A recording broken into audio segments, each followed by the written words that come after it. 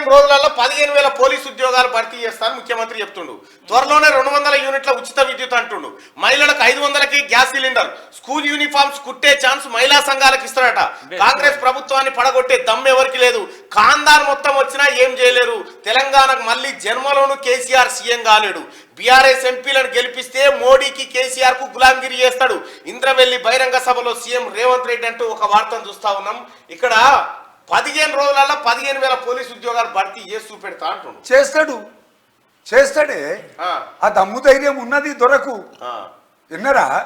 వీళ్ళు ఉద్యోగాలు లేక అలమటించిపోయినరే చదువుకున్న వాళ్ళు.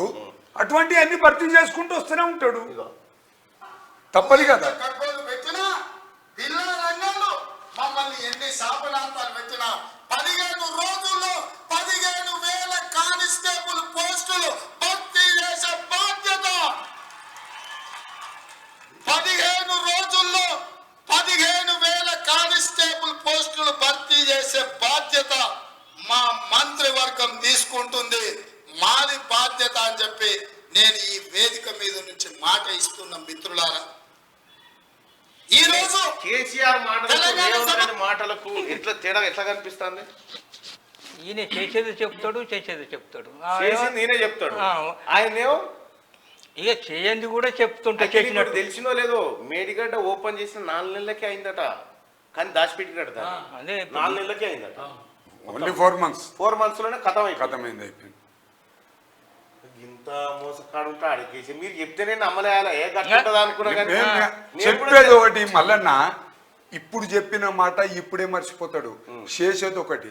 అబ్బా తొక్కాల విని మనసులో అనుకున్నాడు అనుకో, బిల్కుల్ వన్ దగ్గర రానియాడు. పతాన్ రామకృష్ణ అంటాడు ఎట్లా పతనం అయిపోయింది. వాడు సీనియర్ డైరెక్టర్. చపాయించింది 500 రూపాయల నోటు ఈయన చేసాడు. చలామణి చేసింది ఈయనే. దొంగ నోటు. అవును మరి అడగరాదు బాబును. దొంగ నోట్లు చేసిండా కేసీఆర్ దొంగ నోటు కాదు. పతాన్ రామకృష్ణ వెనక సపోర్టు. అగో చాలా పెద్ద కథ మరి. సినిమా దానిలోకి ఏదో ఉన్నాడు కదా ఆయన ఎక్కడనే రంగదాంపల్లె పతాన్ రామకృష్ణ గౌడ్ది. ఇవాళ ఇంకోటి చక్రధర్ గౌడ్ అంటోడు తేలిండాడా దండిమొగోడు.